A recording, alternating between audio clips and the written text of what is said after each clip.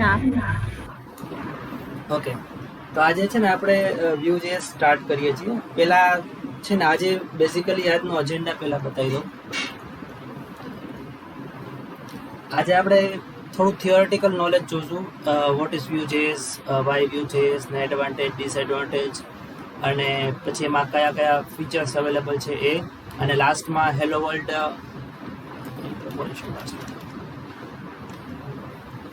લાસ્ટમાં એક hello world programme બનાવશું અને ત્યાં પછી આપણે કન્ક્લુડ કરશું. પછી આની તમારી જેમ પ્રેક્ટિસ થશે એમ આપણે આગળ જોઈશું. બટ આજમાં બેઝિકલી આજના સેશનમાં આપણે હેલો વર્લ્ડ વિથ Vue.js જોવાનું છે અને થોડી આપણે થિયરી જોશું. Okay, so Vue.js is a open source JavaScript framework for building user interfaces and SPM. હવે મેઇનલી આપણે બધાને ખબર છે કે Vue.js નો જે બેઝ છે ઇટ ઇઝ જાવાસ્ક્રિપ્ટ, બરાબર. It's a JavaScript framework. હવે Vue.js થી શું બની શકે? તો આપણે તેને સિંગલ પેજ એપ્લિકેશન કહીએ, બરાબર, કે વન ટાઈમ તમારું પેજ રેન્ડર થાય પછી તમારું પેજ રિફ્રેશ ન થાય. જેમ જેમ તમારો યુઝર ઇન્ટરફેસનો જે વેબ પેજનો કોઈ સ્પેસિફિક પોર્શન હોય એ આપણે એને રિફ્રેશ કરવો હોય તો આપણે એ કરી શકીએ. એટલે ઇન શોર્ટ જે ટ્રેડિશનલ એપ્લિકેશન હતી જે HTML, જેમાં આપણે અલગ અલગ પેજ બનાવતા અને સપોઝ કે હોમ ડોટ HTML, about.html અને contact.html, તો એમાં આપણે શું કરતા કે હું contact.html મેનુ ક્લિક કરું તો સર્વરમાં રિક્વેસ્ટ જાય અને એ સર્વર માંથી એ પેજ ફેચ કરીને બ્રાઉઝરમાં રેન્ડર થાય. એટલે ઈચ ટાઈમ તમે સર્વરને રિક્વેસ્ટ મોકલો છો, બરાબર, અને તમારું બ્રાઉઝર છે, તમારું પેજ છે, વેબ પેજ છે, રીલોડ થશે. પણ સિંગલ પેજ એપ્લિકેશનમાં એવું નહીં થાય. એટલે વન ટાઈમ તમે જ્યારે એપ્લિકેશન લોડ કરશો, બરાબર, જેમ કે આપણે ફેસબુકનું એક્ઝામ્પલ લઈએ તો વન ટાઈમ આપણે આપણું હોમ પેજ લોડ થાય પછી આપણે સપોઝ કે નોટિફિકેશન્સ કે મેસેજીસ કે પોસ્ટ કે જે બી ઓપન કરતા હોય એ ઇન્સ્ટન્ટલી એટલો પોર્શન જ રિફ્રેશ થતો હોય એને ઓપન થતું હોય. એટલે બિહાઇન્ડ ધ સીન જે બી એજેક્સ કોલને જતા હોય એ જાય, બટ તમારું વેબ પેજ છે, આખું જે ડોમ છે એ ફરીથી રેન્ડર ન થાય, બરાબર. તો એ મેઇન આઈડિયા છે સિંગલ પેજ એપ્લિકેશનનો, કે વન ટાઈમ તમારું પેજ રેન્ડર થાય પછી તમારે ફરીથી ન કરવું પડે. તમારે વેબ પેજના કોઈ સ્પેસિફિક પોર્શન હોય એ જ તમારે રિફ્રેશ કરાવવાનો રહે, બરાબર. તો એ ડોમ, ઇન શોર્ટ Vue.js શું કરશે, એ ડોમ મેનિપ્યુલેશન કરશે, બરાબર. ડોમ એટલે કે આપણું વેબ પેજનું જે HTML છે એને આપણે ચેન્જ કરશું. એટલે એ ચેન્જ થશે એટલે ઓટોમેટિકલી તમારું વેબ પેજ માં ડોમ અપડેટ થશે. એ આપણે જોશું આગળ કઈ રીતના થાય. બટ મેઇન આઈડિયા છે સિંગલ પેજ એપ્લિકેશનનો એ છે, બરાબર. It allows us to create a rich client-side application. So instead of writing all HTML code inside an HTML file, we can split in different files. So મેં કીધું એ જ કે આપણે જે અલગ અલગ પહેલાં ટ્રેડિશનલી શું થતું કે બધું સપોઝ કે હોમ, અબાઉટ અને કોન્ટેક્ટ એવા 3 પેજ છે, તો હોમમાં બી શું કહેવાય હેડર છે, અબાઉટમાં બી હેડર છે, અને પહેલાંમાં જ આપણે બધું જે કોડ છે સર્વર સાઇડનો કે ક્લાયન્ટ સાઇડનો બધું એક પેજમાં લખી દેતા અને પછી એને આખું આપણે રેન્ડર કરતા, બરાબર. PHPમાં આપણે ફાઇલને કોઈ રીયુઝ કરવો હોય કોડ તો આપણે એને ફાઇલને બીજી ફાઇલમાંથી ઇન્ક્લુડ કરાવતા, બરાબર. સેમ કન્સેપ્ટ અહીંયા કમ્પોનેન્ટનો છે. એટલે આપણે શું કરશું, અલગ અલગ ફાઇલ બનાવી દઈશું. સપોઝ કે 3 આપણા પેજ છે, હોમ, અબાઉટ અને કોન્ટેક્ટ, તો 3 કમ્પોનેન્ટ બનાવશું. એટલે કમ્પોનેન્ટ એટલે કંઈ નહીં, એક પ્રકારની ફાઇલ જ હશે. જેમ HTML ફાઇલનું એક્સટેન્શન .html હોય એવી જ રીતના આ જે કમ્પોનેન્ટ છે એ ફાઇલનું એક્સટેન્શન હશે .vue, બરાબર. એટલે 3 અલગ અલગ ફાઇલ બનશે અને એ ફાઇલને આપણે કહીશું કમ્પોનેન્ટ. એ ડિટેલમાં આપણે જોશું કમ્પોનેન્ટ શું છે અને પછી આપણે જેમ એને જરૂર પડશે એમ આપણે એને લોડ કરાવશું.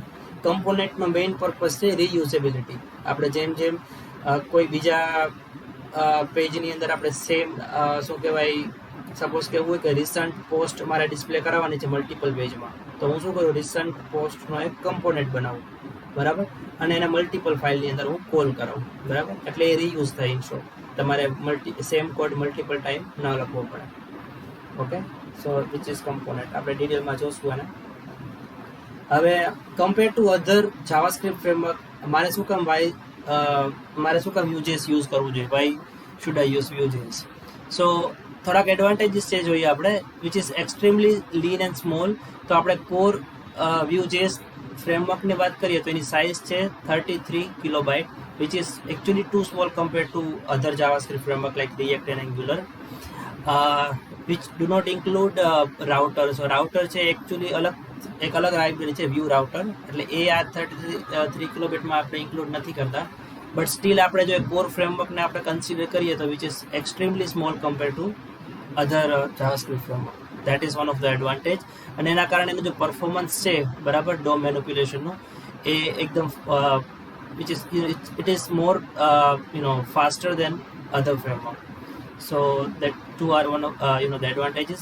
Feature rich means કે આની અંદર બહુ બધા ફીચર્સ છે, લાઈક જેનાથી તમે તમારું યુઝર ઇન્ટરફેસ છે અને તમારે વધારે સારું બનાવી શકો. બરાબર, એ કયા કયા ફીચર્સ છે આપણે જોશું. ફોર એક્ઝામ્પલ વ્યૂ એક્સ છે, પછી કમ્પ્યુટેડ છે, વોચ છે, પછી ફિલ્ટર્સ છે, ઘણા બધા ફીચર્સ છે એની અંદર કે જેનાથી તમે શું કહેવાય એક ફીચર રીચ એપ્લિકેશન આપણે બનાવી શકીએ.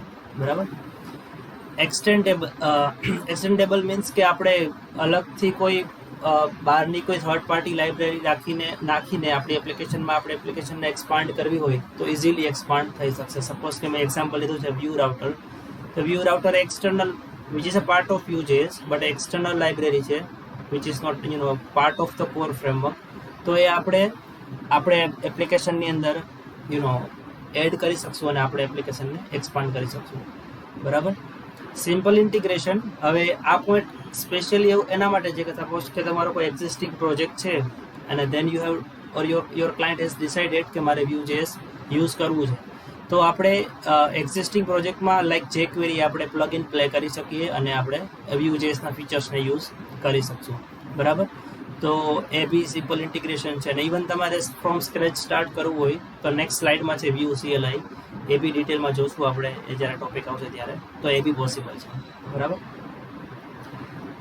Simple and detailed documentation means કે જ્યારે કોઈ નવી, સ્પેશિયલી હું મારું જ કહું તો હું જ્યારે બી કોઈ નવી ટેકનોલોજી કે નવું વસ્તુ શીખતો હોઉં તો આપણે મેઇન કન્સર્ન એ જ હોય કે એનું ડોક્યુમેન્ટેશન બરાબર છે. કેમ કે એઝ અ ડેવલપર આપણે જો ડોક્યુમેન્ટેશન બરાબર ન હોય તો હિયર એન્ડ દેર આપણે ગૂગલ કરવું પડે અને પછી કોઈ ક્વેશ્ચન પોસ્ટ કર્યો ત્યાંથી આન્સર મળે તો મળે, અધરવાઇઝ ન મળે. તો મોસ્ટલી તમે જ્યારે Vue.js ડોક્યુમેન્ટેશનમાંથી જ શીખતા હો ને તો બી તમારે કંઈ બીજે ગૂગલ કરવાની જરૂર નહીં પડે, કેમ કે એનું ડોક્યુમેન્ટેશન જે એકદમ વેલ મેન્ટેન અને ડિટેલમાં આપેલું છે. તો that is also one of the advantage from developer perspective. It support MVV design pattern. So એટલે Vue.js એક પેટર્ન ફોલો કરે છે. આપણે ડિટેલમાં સમજશું વોટ MVV એમ કે પહેલાં તમે જ્યારે મોડલને અપડેટ કરો તો ઓટોમેટિક તમારા વ્યૂ એટલે કે તમારા HTMLને અપડેટ કરશે. It's like a DOM manipulation. અને તમે કોઈ HTMLમાં સપોઝ કે કંઈ ચેન્જ કરો તો ઓટોમેટિકલી તમારું મોડેલ અપડેટ કરી દેશે. આ લાસ્ટ પોઈન્ટ છે, ડિટેલમાં આપણે જોશું જ્યારે આપણે મોડેલમાં ડિટેલમાં જશું ત્યારે. Quick tour of Vue CLI. Vue CLI actually બહુ મોટી ઇકોસિસ્ટમ છે, બટ આપણે જે તે સમયે Vue CLI સમજશું ત્યારે ડિટેલમાં ડિસ્કસ કરીશું. પણ અત્યારે તમે એ સમજી લો કે તમે કોઈ પ્રોજેક્ટ છે ફ્રોમ સ્ક્રેચ સ્ટાર્ટ કરતા હો તો Vue CLI છે એક કમાન્ડ લાઇન ઇન્ટરફેસ, એટલે તમને કમાન્ડ આપેલા લાઈક લારાવેલમાં આપણે અમુક આર્ટિસન કમાન્ડ્સ છે કે જે આપણે કંટ્રોલર ને માઇગ્રેશન ફાઇલ ને બધું જનરેટ કરી આપે, રાઈટ. તો સેમ વસ્તુ અહીંયા Vue CLI નો કન્સેપ્ટ છે કે તમે અમુક કમાન્ડ એક્ઝિક્યુટ કરો તો તમે એ જે આખો પ્રોજેક્ટનું સ્ટ્રક્ચર છે એ તમને ક્રિએટ કરી આપશે.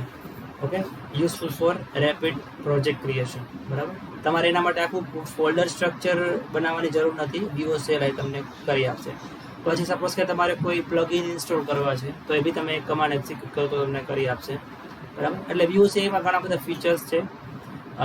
તમે સપોઝ કમાન્ડ ન ફાવતા હોય તો એ તમને એક ગ્રાફિકલ યુઝર ઇન્ટરફેસ બી આપે છે કે જ્યાંથી તમે પ્રોજેક્ટ ક્રિએટ માટેના કમાન્ડ છે એ UI થી એક્ઝિક્યુટ કરી શકો. તો એ બધું ડિટેલમાં આપણે જોઈશું અહીંયા.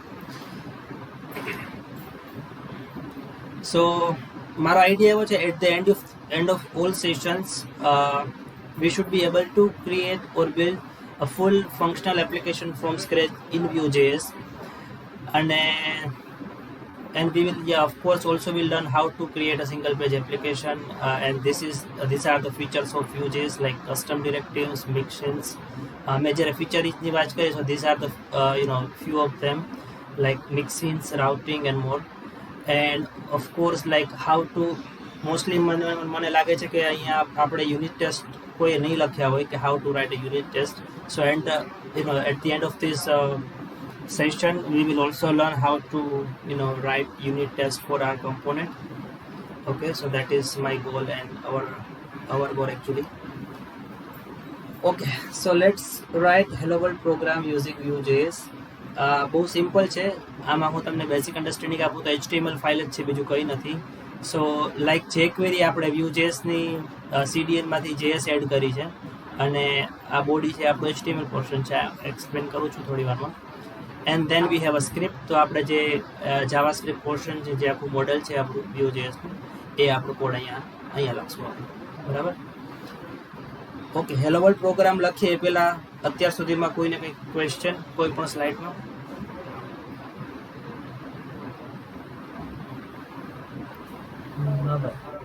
ના. Okay, so let us write hello world program. I think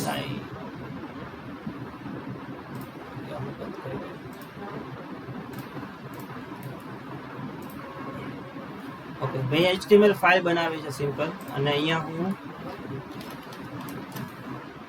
એની નીચે આવશે આપણું સ્ક્રિપ્ટ.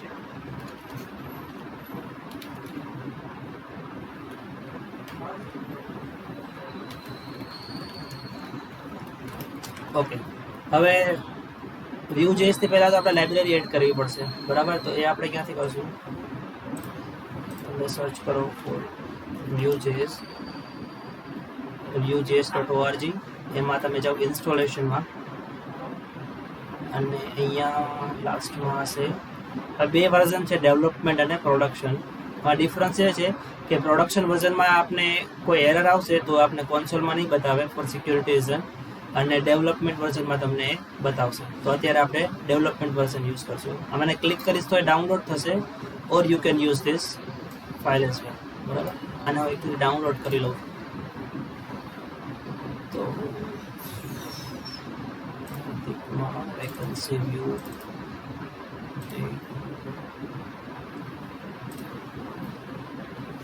એક જ છે આવશે.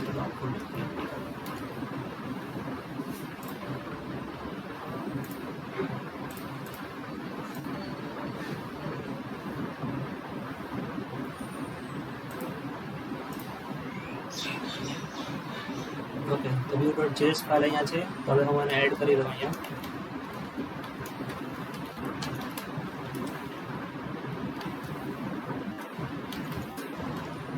ઓકે, ફાઇલ ઇમ્પોર્ટ થઈ ગઈ. નેક્સ્ટ સ્ટેપ, અહીંયા આપણે Vue.js નો ઇન્સ્ટન્સ ક્રિએટ કરવો પડશે, બરાબર. તો અહીંયા આપણે જે જોયું હતું પહેલામાં સ્ક્રીનશોટમાં, રેકોર્ડિંગ ચાલુ છે ને? હા રેકોર્ડિંગ ચાલુ છે.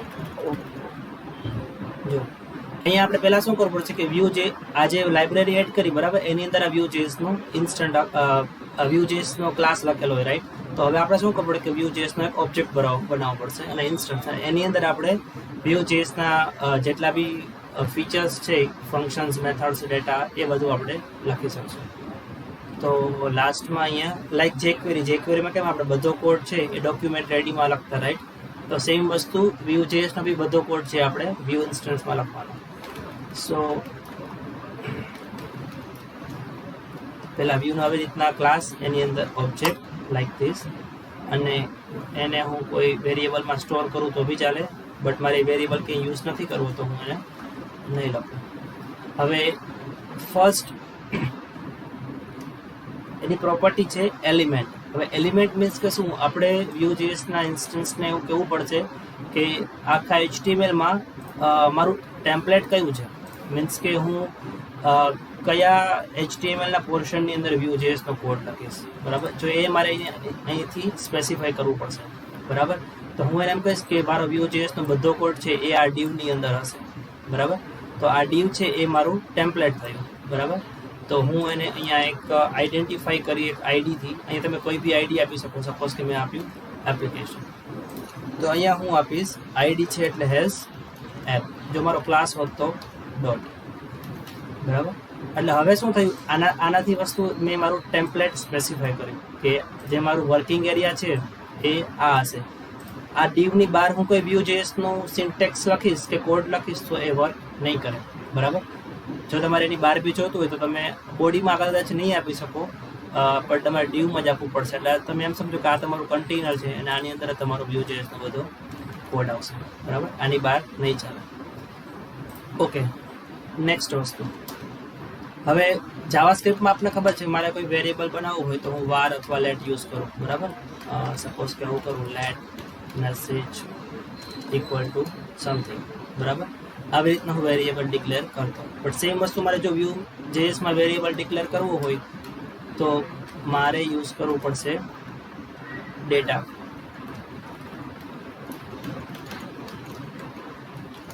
પ્રોપર્ટી, બરાબર.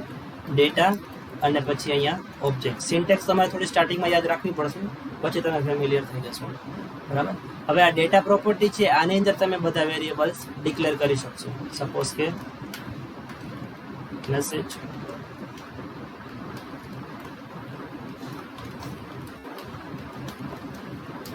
ઓકે. હવે આના મતલબ શું થયો કે ડેટા પ્રોપર્ટી અંદર આપણે એક વેરિયેબલ બનાવ્યો જેનું નામ મેસેજ, બરાબર. હવે એ વેરિયેબલ્સ હું મારા ટેમ્પલેટની અંદર યુઝ કરી શકીશ, બરાબર. તો હું આવી રીતના લખી શકું મેસેજ. જેમ PHPમાં આપણે ઇકો અને પ્રિન્ટ ફંક્શન યુઝ કરતા, એવી જ રીતના Vue.js-માં મેસેજ પ્રિન્ટ કરવા માટે યુઝ થશે કર્લી બ્રેકેટ્સ, બરાબર. અને ઇન્ટરપોલેશન પણ કહેવાય, બરાબર. બરાબર. તો કર્લી બ્રેકેટની ઇન્ટરપોલેશનની અંદર આપણે આપણું જે વેરિયેબલ છે એને પ્રિન્ટ આઉટ કરીએ. હવે જોઈએ આપણે આ ફાઇલ રન કરીએ તો આપને મેસેજ મળે છે કે નહીં બ્રાઉઝરની અંદર. So let's see. સીધી ફાઇલ અહીંથી રન કરું છું. ઓકે, હેલો વર્લ્ડ મને અહીંયા મળે છે. બટ હવે જો આ મેસેજ છે એના હું આઉટસાઇડ ઓફ ટેમ્પલેટ રન કરું, બરાબર.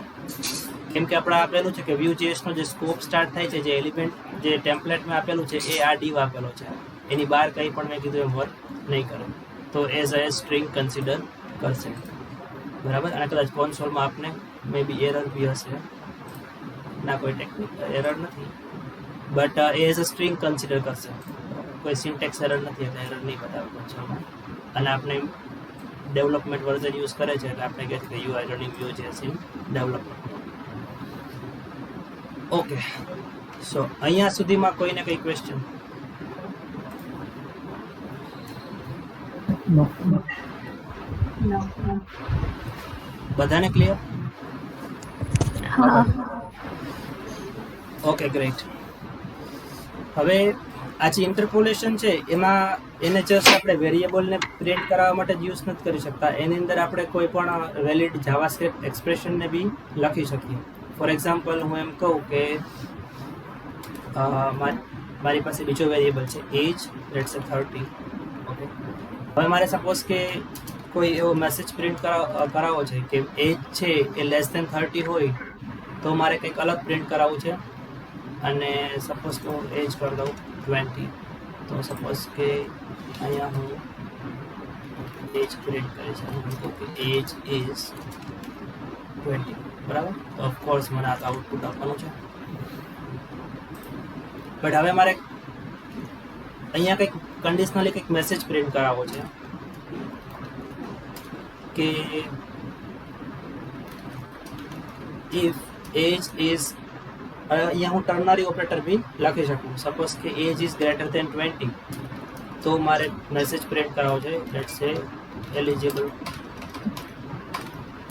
ફોર વોટ, અને જો ન હોય તો નોટ.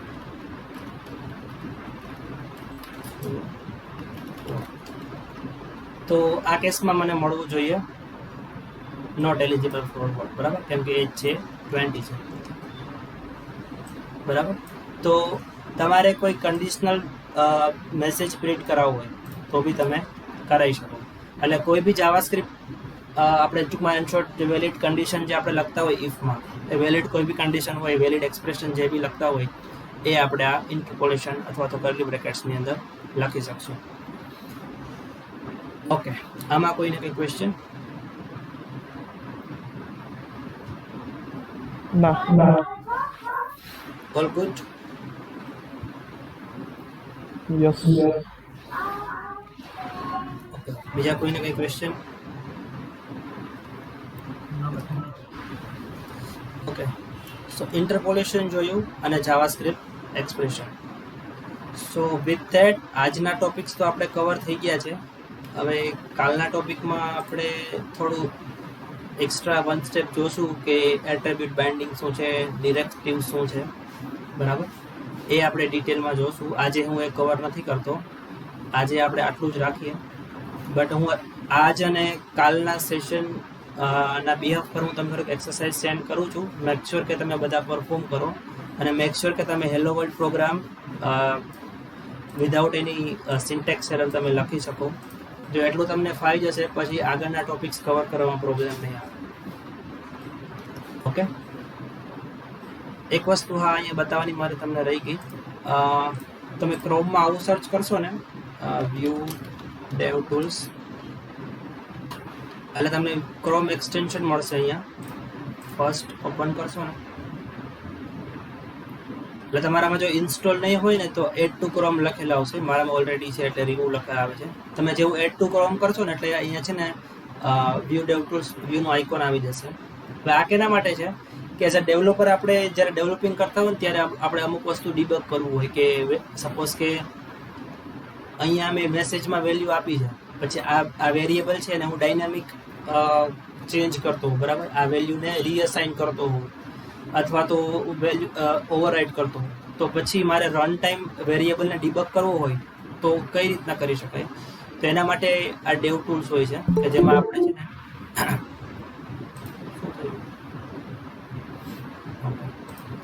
તો એમાં આપણે છે ને ટૂંકમાં આપણે પ્રોગ્રામને ડીબગ કરી શકીએ ડેવ ટૂલ્સથી.